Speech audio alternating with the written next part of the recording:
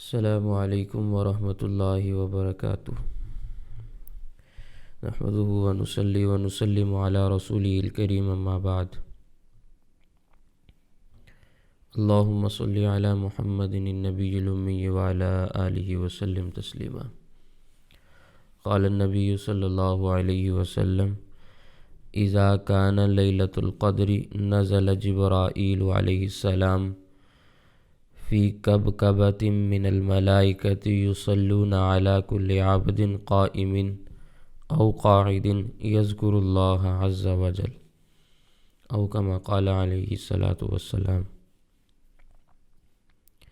حضرت انس رضی اللہ تعالیٰ عنہ فرماتے ہیں کہ نبی کریم صلی اللہ علیہ وسلم نے ارشاد فرمایا کہ شب قدر میں حضرت جبرائیل علیہ السلام فرشتوں کی ایک جماعت کے ساتھ اترتے ہیں، اور اس شخص کے لیے جو کھڑے ہونے کی حالت میں یا بیٹھے ہونے کی حالت میں اللہ کا ذکر کر رہا ہوتا ہے، عبادت میں مشغول ہوتا ہے، اس کے لیے دعائے رحمت فرماتے ہیں۔ یہ شب قدر کی فضیلت میں سے ایک فضیلت ہے جو میں نے آپ کے سامنے عرض کی ہے۔ بہت ساری باتیں کل بھی میں نے آپ کے سامنے عرض کی تھیں، کچھ مزید باتیں آج کے سبق میں آپ کے سامنے آئیں گی، آپ نے ان کو بھی اچھے طریقے سے سمجھنا ہے۔ حضرت جبرائیل علیہ السلام کا فرشتوں کے ساتھ آنا خود قرآن کریم کے اندر بھی آیا ہے، سورۃ القدر کے اندر۔ کل میں نے آپ کے سامنے اس کی آیات اور ترجمہ بھی عرض کیا تھا۔ بہت ساری احادیث میں بھی اس کی بڑی وضاحت موجود ہے کہ حضرت جبرائیل علیہ السلام سارے کے سارے فرشتوں کو تقاضے کے ساتھ تقاضا کر کے ہر گھر کے اندر لے کر جاتے ہیں، اور ذکر کے اندر، عبادت کے اندر مشغول آدمی سے مصافحہ بھی کیا جاتا ہے۔ یہ روایت بھی میں نے آپ کے سامنے عرض کی تھی۔ اسی طرح حضرت ابن عباس رضی اللہ تعالیٰ عنہ کی ایک حدیث پاک ہے کہ جس میں اس بات کا تذکرہ ہے کہ فرشتے حضرت جبرائیل علیہ السلام کے فرمانے پر مختلف گروہوں کے اندر، ٹولیوں کے اندر بٹ جاتے ہیں، اور پھر کوئی گھر، وہ چھوٹا ہو یا بڑا ہو، جنگل میں ہو یا کسی کشتی کے اندر کوئی عبادت کرنے والا عبادت کر رہا ہو، جہاں بھی کوئی مومن ہو تو وہ فرشتے مصافحہ کرنے کے لیے وہاں لازماً جاتے ہیں۔ اور یہاں مصافحے سے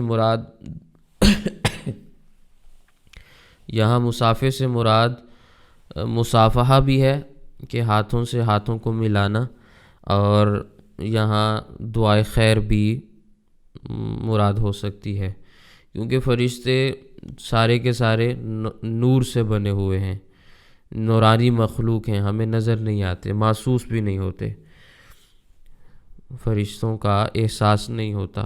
آپ کے کندھوں کے اوپر کرامن کاتبین ہے نا، کبھی احساس ہوا ہے کہ موجود ہیں؟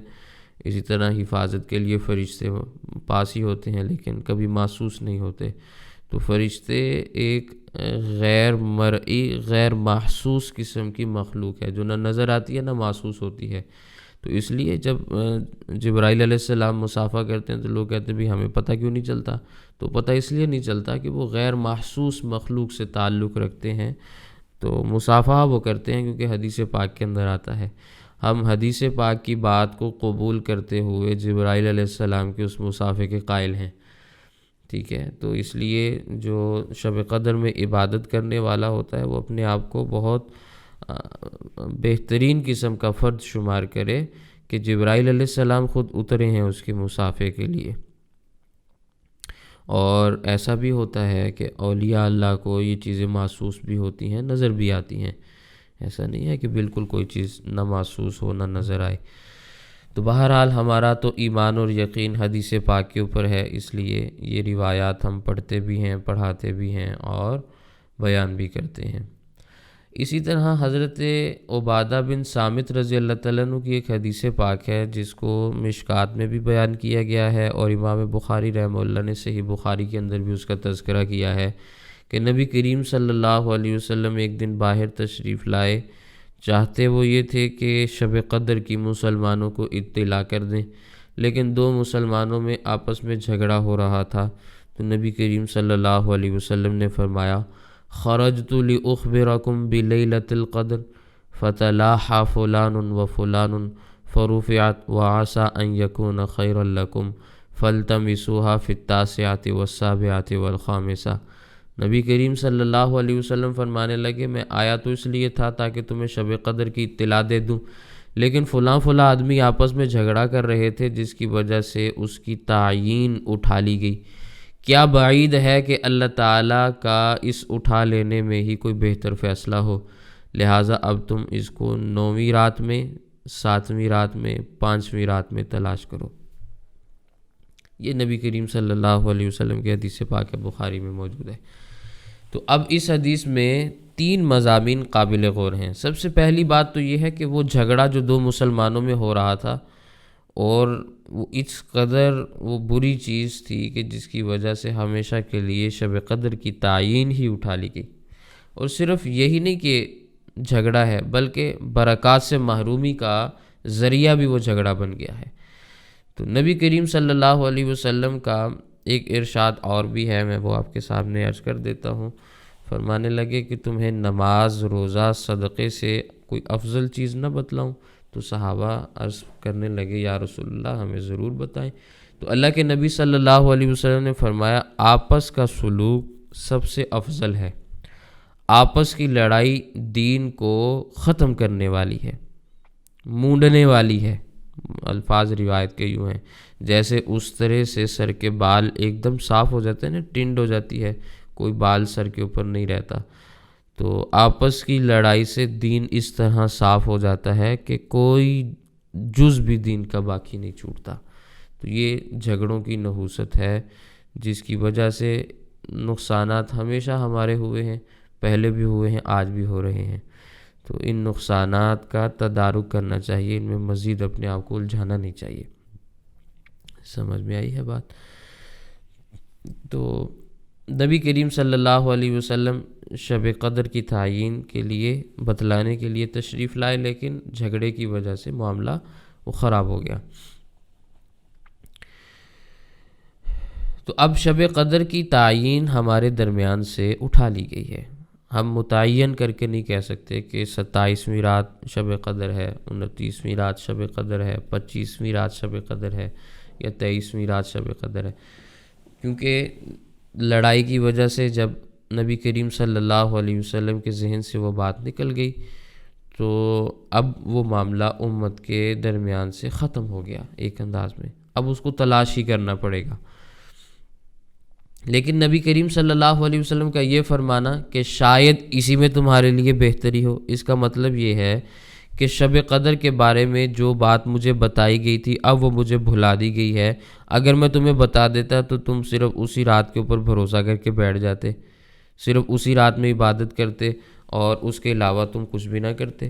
اب اس کی تعیین کا علم نہیں ہے تو اس صورت میں تم اس کو حاصل کرنے کی کوشش تو کرو گے نا، کہ عبادت کے اندر اطاعت میں کچھ زیادتی کرو گے، اپنے آپ کو کچھ نہ کچھ لگاؤ گے، کھپاؤ گے، کوئی 10 راتیں تو گزارو گے نا، ٹھیک ہے؟ تو شاید یہی تمہارے حق میں بہتر ہو، اس لیے اللہ تعالیٰ نے وہ تعیین جو مجھے بتلائی تھی وہ واپس لے لی۔ اور یہ ضابطہ بھی ہے کہ جو چیز جتنی قیمتی اور اہم ہوتی ہے اس میں محنت بھی اتنی ہی زیادہ لگتی ہے۔ تو شب قدر جیسی قیمتی اور ایک عظیم ترین دولت بغیر محنت کے کسی کے ہاتھ لگ جاتی تو لوگ اس کی ایسی تیسی کر کے رکھ دیتے، عجیب و غریب قسم کے اس میں کارنامے ہوتے، پتہ نہیں کیا کچھ آ جاتا ہے اس کے اندر۔ تو نبی کریم صلی اللہ علیہ وسلم کا فرمان عسیٰ ان یکون خیرا لکم، کیا پتہ اللہ تعالیٰ نے اسی میں تمہارے لیے بھلائی رکھی ہو۔ ابن کثیر رحمہ اللہ نے یہ جملہ بیان کیا ہے، تو اس کا مطلب یہ ہے کہ اللہ تعالیٰ نے اس میں بھی ہمارے لیے بھلائی ہی رکھی ہے کہ ہمیں وہ دن متعین کر کے، رات متعین کر کے بتلائی نہیں گئی۔ البتہ انسان کو اس کے طلب کے اندر اور اس کو حاصل کرنے کے شوق کے اندر عبادت کا اہتمام کرنا چاہیے اور اپنے آپ کو لگانا چاہیے۔ کم از کم جو طاق راتیں ہیں ان کا تو انسان اہتمام کے ساتھ اس میں تو انسان اہتمام کے ساتھ عبادت کر لینا، تاکہ وہ راتیں تو اچھی گزر جائیں، انہی میں سے کوئی رات انسان کو نصیب ہو جائے گی۔ سمجھ میں آ رہی ہے بات؟ اب نبی کریم صلی اللہ علیہ وسلم ایک مرتبہ مسجد میں تشریف لائے تو دیکھا بھی ایک صحابی سو رہے ہیں۔ نبی کریم صلی اللہ علیہ وسلم نے حضرت علی رضی اللہ تعالیٰ عنہ سے ارشاد فرمایا کہ بھی ان کو جگا دو تاکہ یہ وضو کر لیں۔ حضرت علی رضی اللہ تعالیٰ عنہ نے ان کو جگا دیا، مگر حضور اکرم صلی اللہ علیہ وسلم سے دریافت کیا کہ آپ تو خیر کی طرف بہت آگے بڑھنے والے ہیں، بہت تیزی سے چلنے والے ہیں، آپ نے اس بندے کو خود کیوں نہیں اٹھایا؟ سوال ذہن میں آتا ہے نا بندے کے۔ یہ مسئلہ نہیں تھا کہ حضرت علی رضی اللہ تعالیٰ عنہ کو جگانا کوئی ناگوار گزرا ہو کہ مجھے کیوں کہا، خود کیوں نہیں کر لیتے، نہیں، بلکہ حکمت کا تقاضا سمجھنا چاہ رہے تھے۔ تو فرمانے لگے کہ بھی آپ نے خود کیوں نہیں جگایا، مجھے کیوں کہا؟ تو حضور اکرم صلی اللہ علیہ وسلم نے ارشاد فرمایا اگر کہیں یہ شخص میرے جگانے کے اوپر انکار کر بیٹھتا کہ میں نہیں اٹھتا، نیند میں انسان ہوتا ہے نا کبھی کبھار زیادہ تھکا ہوا ہوتا ہے اور آگے سے اکڑ جاتا ہے کہ میں نے نہیں اٹھنا، تو اگر یہ میرے کہنے کے اوپر انکار کر دیتا تو کافر ہو جاتا، تیرے انکار کرنے پر کفر تو نہیں ہوگا نا۔ تو اسی طرح اللہ تعالیٰ نے گوارا نہیں فرمایا کہ اس عظمت والی رات کے معلوم ہونے کے بعد بھی کوئی آدمی گناہ کے اوپر جرأت کرے، ٹھیک ہے۔ اب پتہ ہوگا کہ بھی یہ رات شب قدر کی رات ہے اور پھر بھی انسان گناہ کے اندر مبتلا ہو تو اس انسان کو ایسی سزا ملنی تھی کہ یہ سوچ اور سمجھ بھی نہیں سکتا کہ اس کے ساتھ پھر ہوتا کیا وہاں پہ، کہ اللہ تعالیٰ نے ایک تو بتلا بھی دیا، سمجھا بھی دیا، ساری چیزیں بھی واضح کر دی، پھر بھی یہ اس کے اندر مبتلا۔ اب چونکہ معاملہ مشتبہ ہے کہ پتہ نہیں وہ رات تھی کہ نہیں تھی، تو پھر اللہ تعالیٰ کا غصہ بھی اس انداز کا نہیں ہوتا۔ البتہ طاق راتوں کے اندر، پھر رمضان کی راتوں کے اندر گناہ کرنے کا وبال بہت سخت ہے، لیکن پھر بھی اس درجے کا نہیں ہے کہ جس درجے میں جب پتہ ہوتا کہ شب قدر یہی رات ہے اس میں بھی لوگ گناہ کر رہے ہوتے تو پھر ان کے ساتھ جو معاملہ ہوتا۔ سمجھ میں آ رہی ہے؟ تو یہ ایک بہت بڑی حکمت ہے، سمجھنے والے اس کو سمجھیں گے۔ پھر اور بھی بہت ساری حکمتیں اس کی ہو سکتی ہیں۔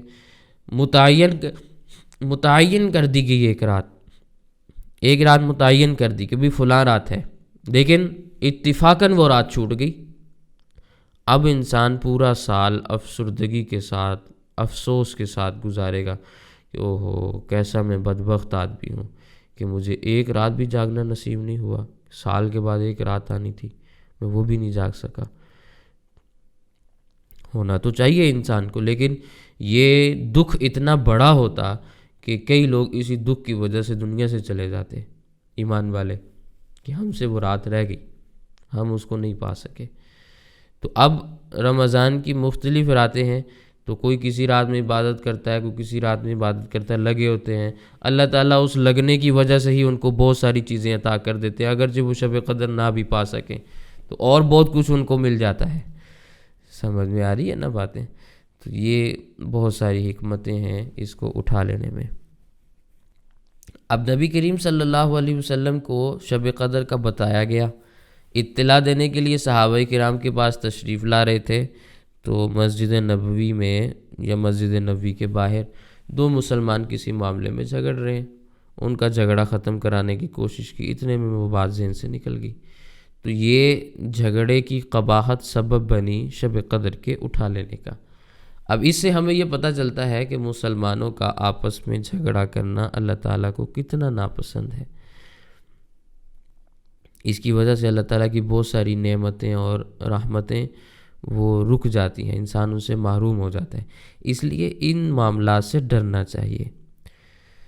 البتہ نبی کریم صلی اللہ علیہ وسلم کی برکت سے اس علم کے حاصل نہ ہونے کی صورت میں بھی دوسری خیر کی وجہ پیدا ہوگی، جس کا ذکر آپ صلی اللہ علیہ وسلم نے فرمایا کہ شب قدر کی تلاش اور جستجو سے امت کے لیے دوسری اور راہیں کھل گئی ہیں کہ اس کی فکر اور طلب کرنے والوں کو اللہ تعالیٰ مختلف انواع و اقسام کے انعامات نواز دیتے ہیں، وہ چیزیں عطا کر دیتے ہیں، کیونکہ ان سب راتوں میں شب قدر کی تلاش اور طلب بھی مستقل ایک عبادت بن جاتی ہے، تعین نہیں ہے نا، تو اب لوگ لگے ہوتے ہیں، شب قدر کی تلاش بھی اب ایک عبادت بن گئی۔ اسی لیے علامہ زمخشری رحمہ اللہ وہ فرمایا کرتے تھے کہ شاید شب قدر کی پوشیدگی میں یہ حکمت اور مصلحت ہے کہ اس کو تلاش کرنے والا سال کی اکثر راتوں میں اس کو طلب کرے، تاکہ اس کو پا لینے سے اس کی عبادت کا اجر اور ثواب بھی بہت زیادہ ہو جائے۔ یعنی کم از کم اب کچھ راتیں تو ہیں نا، 21 کی رات ہے، 23 کی رات ہے، 25 کی رات ہے، 27 کی رات ہے، 29 کی رات ہے، تو ایک سے زائد راتیں ہیں نا، سال کی ایک سے زائد راتیں ہیں، اکثر راتیں ہیں، 3 سے زائد راتیں ہیں۔ تو اب ان میں جب انسان عبادت کرے گا تو کچھ نہ کچھ تو حاصل ہوگا نا اسے۔ سمجھ میں آ رہی ہے؟ علامہ انور شاہ صاحب کاشمیری رحمہ اللہ وہ فرمایا کرتے تھے، حدیث پاک کے اندر جو جملہ بولا گیا ہے نا کہ شب قدر اٹھا لی گئی، شب قدر فرفعت، اس کا مطلب یہ نہیں ہے کہ اصل شب قدر ہی اٹھا لی، کیونکہ بعض منکرین حدیث ایسے بھی آئے، انہوں نے کہا کہ دیکھو حدیث پاک کے اندر تو آ رہا ہے کہ شب قدر اٹھا لی گئی، شب قدر نہیں اٹھائی گئی، شب قدر کی تعیین کا علم اٹھایا گیا ہے۔ اگر شب قدر ہی باقی نہ رہتی تو پھر نبی کریم صلی اللہ علیہ وسلم اس کو تلاش کرنے کا حکم کیوں دیتے؟ یہ تو پھر لایانی اور فضول قسم کا کام ہو گیا نا کہ اللہ کے نبی صلی اللہ علیہ وسلم کو پتہ بھی ہے کہ شب قدر اب اٹھا لی گئی، پھر بھی کہہ رہے تلاش کرو۔ سمجھ آئی ہے؟ تو شب قدر نہیں اٹھائے گی، بلکہ شب قدر کی تعیین والا جو دن تھا، متعین دن تھا، جو علم تھا تعیین والا، وہ اٹھایا گیا تھا۔ پھر شب قدر کے بارے میں قطعی طور پر خبر اس لیے نہیں دی گئی کہ کوئی شخص اس رات ہی صرف بھروسہ کر کے نہ بیٹھ جائے، ایسا نہ کہے کہ میں نے اس رات میں جو عمل کر لیا اب وہ بس 1000 مہینوں سے بہتر اللہ نے مجھے بخش دیا ہے، مجھے جو درجہ عطا ہو گیا ہے میں تو سیدھا جنت میں جاؤں گا۔ ایسا خیال رکھے گا تو پھر ظاہر ہے سستی غالب آئے گی، اللہ سے وہ غافل ہو جائے گا۔ تو ایسا کرنے سے دنیا کی امیدیں اس کے اوپر غالب آ جائیں گی اور وہ اس کو ہلاکت میں مبتلا کریں گی۔ نتیجہ یہ نکلے گا کہ انسان اپنی ساری عمر کو بے توجہی میں گزار دے گا اور بس ایک رات کا انتظار کرتے ہوئے بیٹھا رہے گا کہ وہ رات آئے گی تو اس دن میں نے پار لگ جانا ہے اور میری ساری چیزیں ختم ہو جائیں گی پچھلی۔ سمجھ میں آئی ہے؟ تو یہ تو ایک اور قسم کا معاملہ ہو جاتا ہے نا پھر۔ تو اللہ تعالیٰ تو ایسا نہیں چاہتے کہ انسان اس قسم کے کام کرے۔ اللہ تعالیٰ تو یہ چاہتے ہیں کہ انسان ہر وقت موت سے ڈرتا رہے اور نیک کام کرتا رہے، ہمیشہ یہ توبہ کرتا رہے، توبہ کے کلمات کہتا رہے، ساتھ ساتھ دنیا کی زندگی بھی گزارے، لیکن آخرت کے معاملے سے یہ بالکل بھی کنارہ کشی نہ کرے کہ بھی سال میں ایک رات آئے گی اس دن ہم دیکھ لیں گے کیا کرنا ہے، اس کے علاوہ بس معاملہ چل رہا ہے، چلتا رہے۔ تو نبی کریم صلی اللہ علیہ وسلم نے اسی لیے یہ بات ارشاد فرمائی کہ شب قدر کو تم سے پوشیدہ کر دیا گیا، اس میں بھی اللہ تعالیٰ کی بے شمار حکمتیں ہیں۔ اور یہ صرف شب قدر نہیں ہے جس کو امت سے پوشیدہ رکھا گیا ہے، چھپایا گیا ہے۔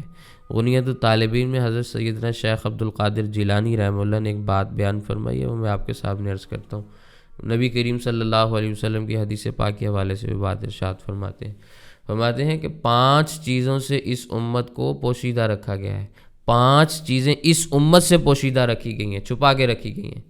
پہلی چیز ان میں سے یہ ہے کہ لوگوں کی عبادت پر اللہ تعالیٰ نے اپنی رضامندگی کو ظاہر کرنے کو چھپا دیا ہے۔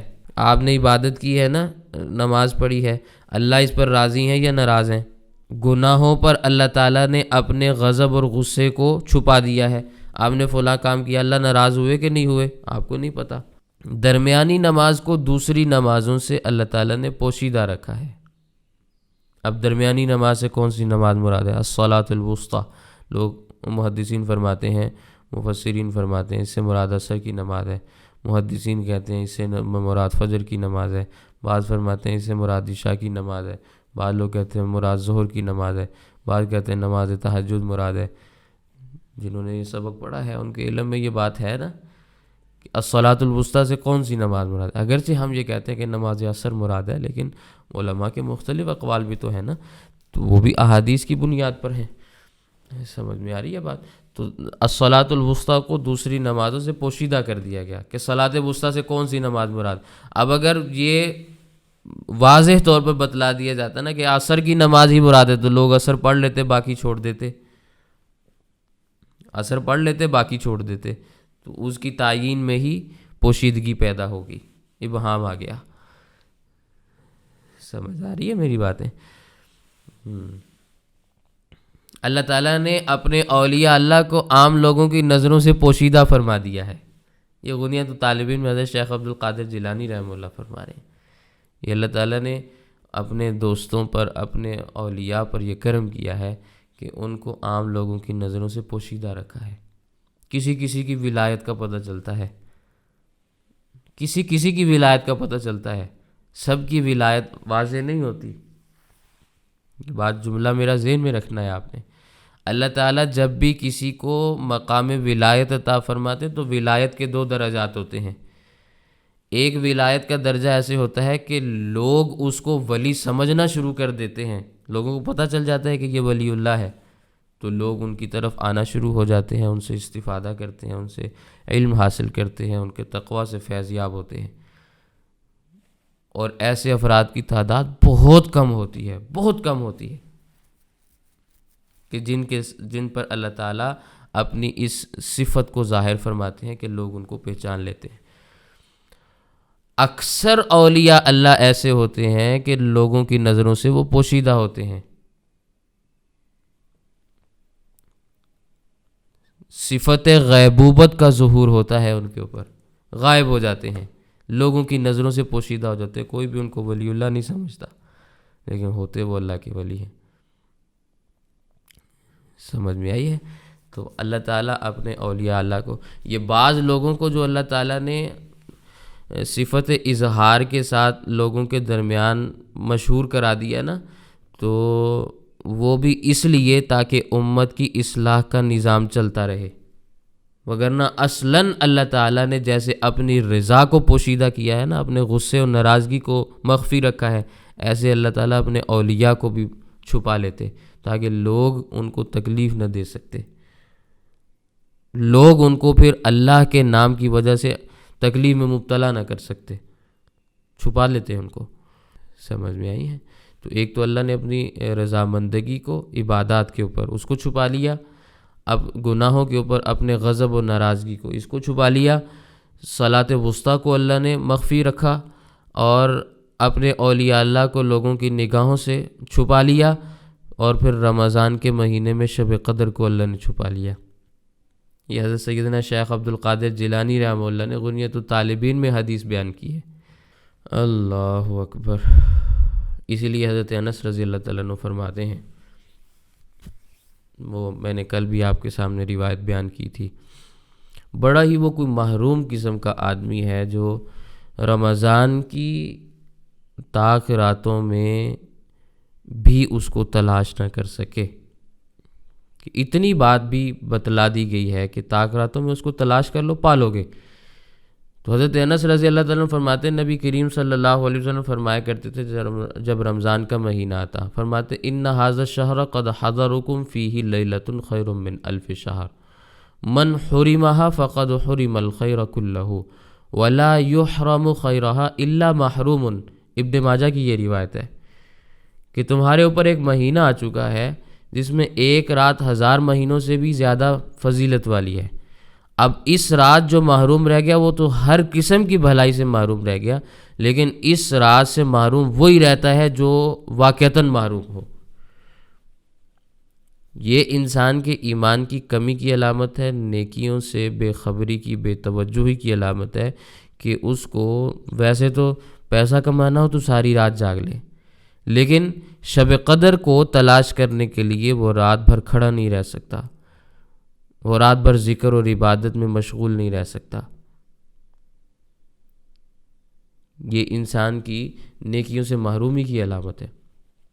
لیکن جس کو مرنا ہے، جس کو موت کی تیاری کرنی ہے، جس کے اندر آخرت کی فکر موجود ہے، وہ پھر مارا مارا پھرتا ہے، دن رات ایک کرتا ہے. ٹھیک ہے، وہ جیسے کیسے بھی ہے وہ رمضان کی راتوں میں اس کو تلاش کر کے رہتا ہے اور وہ پھر پا لیتا ہے. جو محنت کرتا ہے، مجاہدہ کرتا ہے، وہ اس چیز کو حاصل بھی کر لیتا ہے. اس لیے ایک سادہ سا اصول شریعت اسلامیہ نے بیان کیا ہے کہ رمضان کے آخری 10 دنوں کا اعتکاف کر لو، اس کی راتوں میں شب قدر کو تلاش کرو، باقی سارے کام تمہارے ختم ہو جائیں گے. بس ایک ہی کام تم پھر کر لینا، بڑی آسانی کے ساتھ تمہارے لیے یہ معاملہ آسان ہو جائے گا. اور تم اس چیز کو پا بھی لو گے۔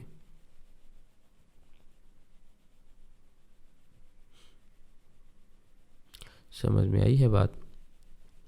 پھر بعض لوگوں کے ذہن کے اندر یہ بھی ہوتا ہے کہ پوری رات جاگنا یہ ضروری ہے، ہم تو پوری رات نہیں جاگ سکتے، پوری رات جاگنا تو بڑا مشکل ہے، تھوڑی دیر عبادت کرنے سے کیا فائدہ حاصل ہوگا؟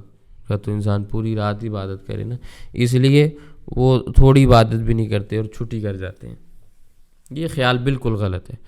اگر کسی کو شب قدر کی اس رات میں، لیلۃ القدر میں اکثر حصے میں جاگنا نصیب ہو جائے، یعنی رات کے اگر مختلف حصے کیے جائیں تو ان میں سے زیادہ حصہ وہ جاگ لے، تھوڑا سا بس سو لے، تو انشاءاللہ اس کو بھی یہ فضیلت حاصل ہو جائے گی۔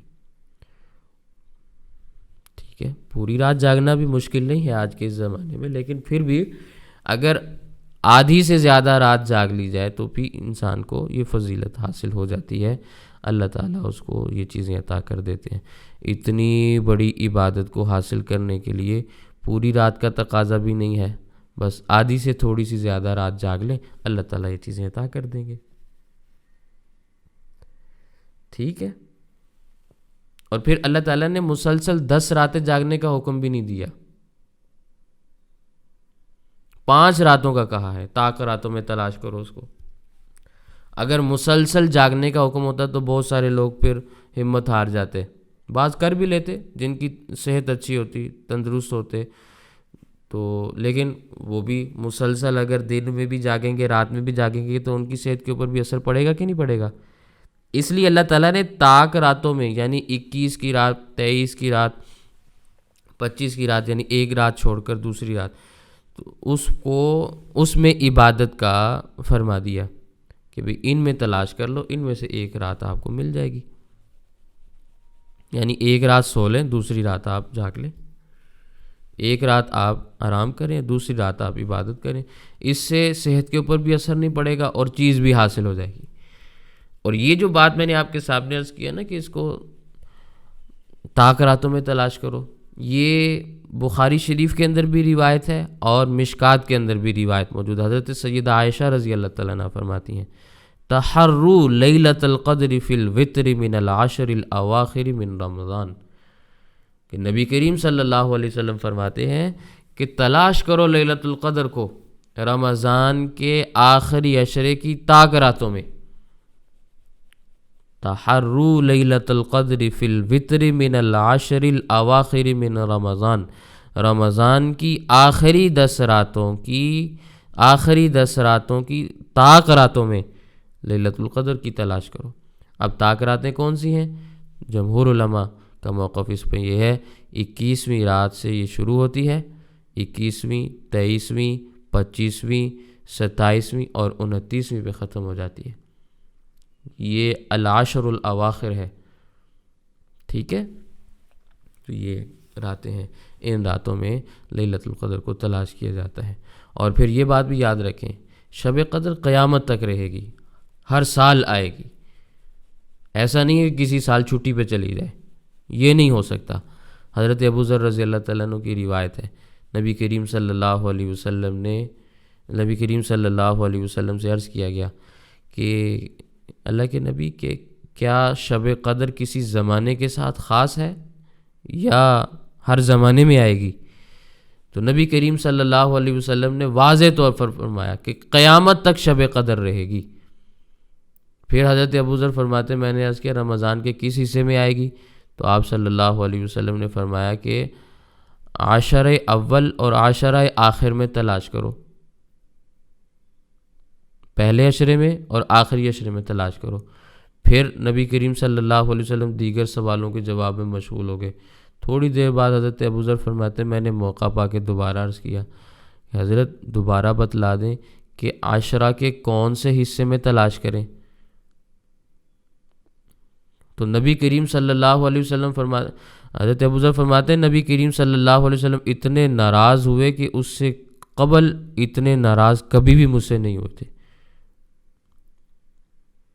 اور فرمایا اگر اللہ جل جلالہ کا یہ مقصود ہوتا تو وہ خود نہ تمہیں بتلا دیتے اس لیے اب آخری 7 راتوں میں تلاش کرو، اس کے بعد دوبارہ مجھ سے سوال نہ کرنا۔ تو یہ شب قدر ہے، اس کو اب رمضان کے آخری عشرے کی طاق راتوں پہ ہم نے تلاش کرنا ہے۔ اس پر فقہا کے کچھ اقوال ہیں، وہ بھی آپ ذہن میں رکھیں۔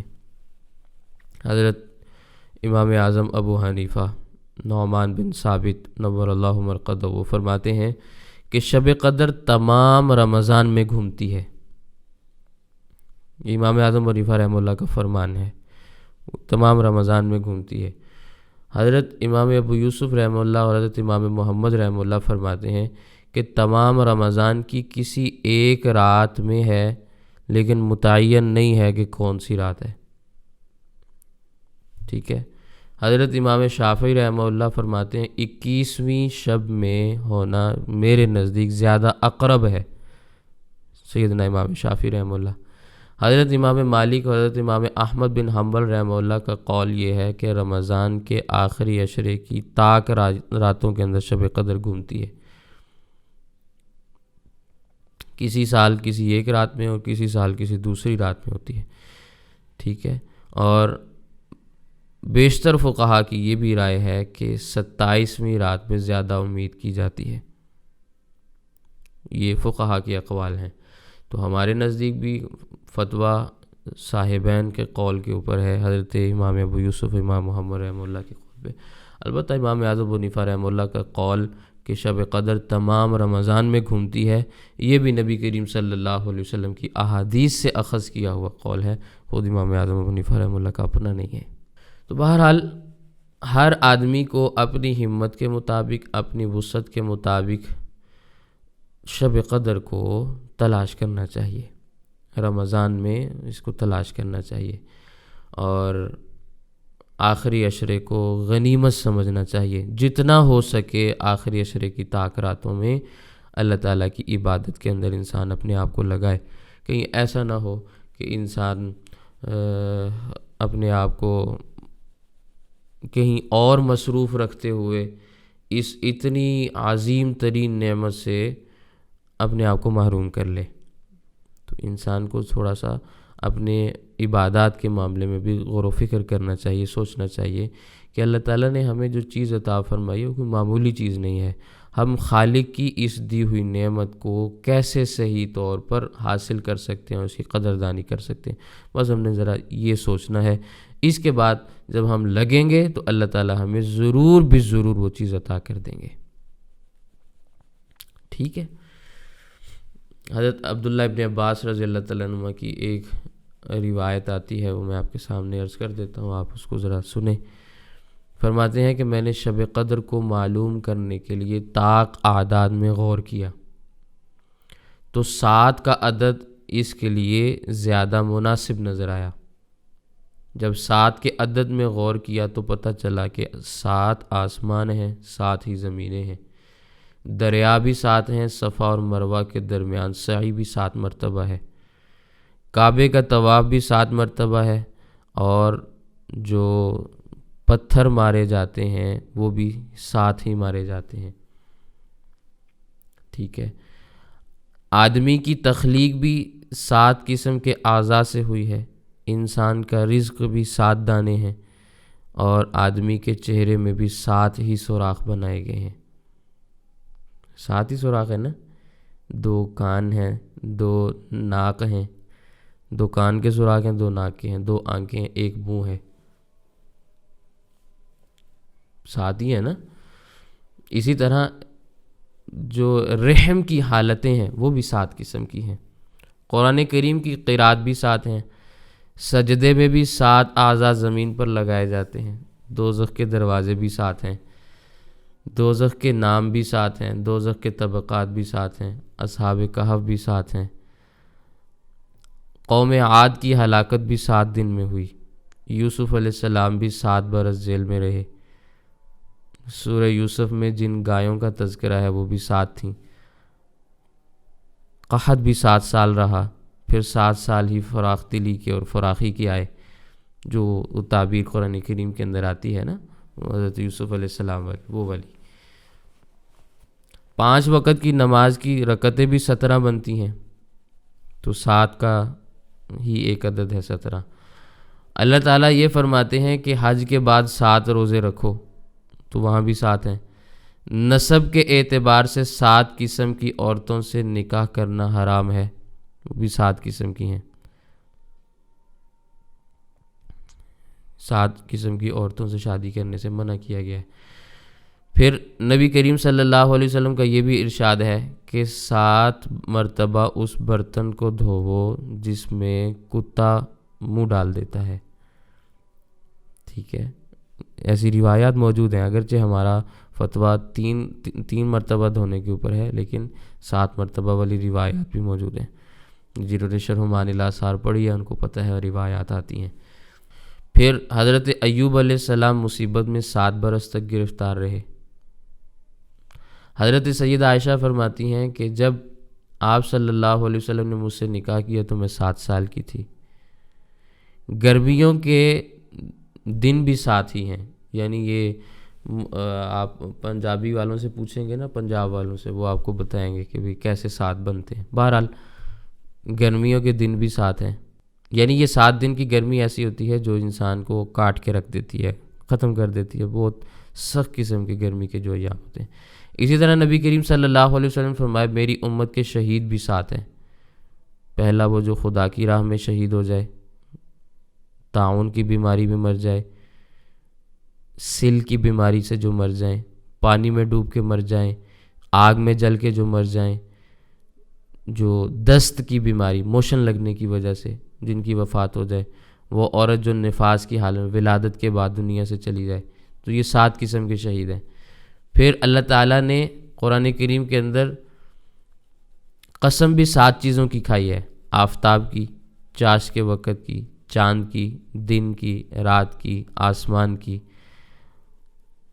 اور جس نے زمین اور آسمان کو بنایا اللہ تعالیٰ نے اپنی قسم کھائی، ٹھیک ہے۔ پھر حضرت موسیٰ علیہ السلام کا قد بھی 7 گز لمبا تھا، موسیٰ علیہ السلام کا عصا بھی 7 گز لمبا تھا۔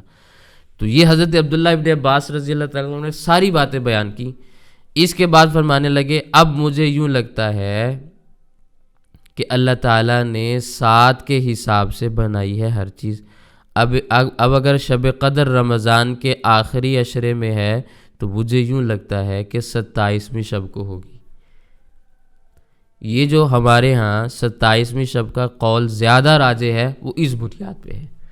قرآن کریم میں سورۃ القدر میں ایک اور بھی بات عرض کر دوں، سورۃ القدر میں اللہ تعالیٰ نے فرمایا نا سلام ہی حتی مطلع الفجر، سمجھ میں آ رہی ہے؟ سلام ہی حتی مطلع الفجر، اس میں ہیا کا لفظ 27 حروف کے بعد آتا ہے، جس ہیا سے مراد لیلۃ القدر ہے۔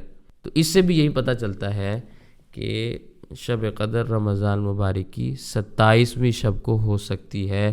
شیخ عبد القادر جیلانی رحمہ اللہ نے غنیۃ الطالبین میں اسی قول کو اختیار فرمایا ہے۔ سمجھ آ رہی ہے میری بات؟ تو یہ باتیں بھی آپ نے ذہن میں رکھنی ہیں۔ پھر شب قدر کی علامات کا روایات کے اندر تذکرہ آتا ہے، در منصور میں روایت موجود ہے، اسی طرح مسند احمد میں ہے، امام بیہقی رحمہ اللہ نے اس کو بیان کیا۔ اس کی علامات کیا ہیں؟ ومن اماراتها انہا لیلۃ بلجۃ صافیۃ ساجۃ لا حارۃ ولا باردۃ کان فیہا قمرا ساطعا لا ينحل ان یرمی بہ لک اللیلۃ حتی الصباح ومن اماراتها ان الشمس تطلع صبیحتها لا شعاع لها مستویۃ کانہا القمر لیلۃ البدر وحرم اللہ علی الشیطان ان یخرج معها یومئذ۔ شب قدر کی علامات میں سے ایک علامت یہ ہے کہ وہ رات کھلی ہوئی چمکدار ہوتی ہے، صاف اور شفاف ہوتی ہے، نہ زیادہ گرم ہوتی ہے نہ زیادہ ٹھنڈی ہوتی ہے، بلکہ معتدل ہوتی ہے، اور اس رات میں انوارات کی کثرت کی وجہ سے چاند بھی کھلا ہوا نظر آتا ہے، واضح ہوتا ہے۔ اس رات صبح تک شیاطین کو پتھر نہیں مارے جاتے، یہ شہاب ثاقب نظر آتے ہیں نا کہ وہ شیطان کوئی اوپر کو جاتا ہے تو فرشتے مارتے ہیں، اس کو بھگاتے ہیں، تو وہ نہیں مارے جاتے، اس لیے کہ شیاطین قید ہوتے ہیں۔ اس رات، ایک تو بڑا شیطان تو ویسے ہی قید ہوتا ہے نا، چھوٹے بھی اس رات نکلنے کی ہمت نہیں کرتے. پھر اس رات کے بعد جب صبح طلوع ہوتی ہے تو آفتاب بغیر شعاع کے طلوع ہوتا ہے، بالکل ایسا ہموار ٹکیا کی طرح ہوتا ہے جیسے 14ویں رات کا چاند نکل رہا ہے. اللہ جل جلالہ اس دن آفتاب کے طلوع ہونے کے وقت شیطان کو روک دیتے ہیں. عام طور پر جیسے وہ طلوع کے وقت اور غروب کے وقت وہ ساتھ ساتھ سینگ لگا کے نکلتا ہے نا، تو اس دن ایسا معاملہ نہیں ہوتا. ٹھیک ہے، تو اس حدیث پاک کے اندر چند ایک علامات کا ذکر ہے. ان علامات کو انسان اگر ذہن کے اندر رکھے تو اس کو بڑی آسانی سے پتہ چل جاتا ہے کہ شب قدر کون سی رات ہے.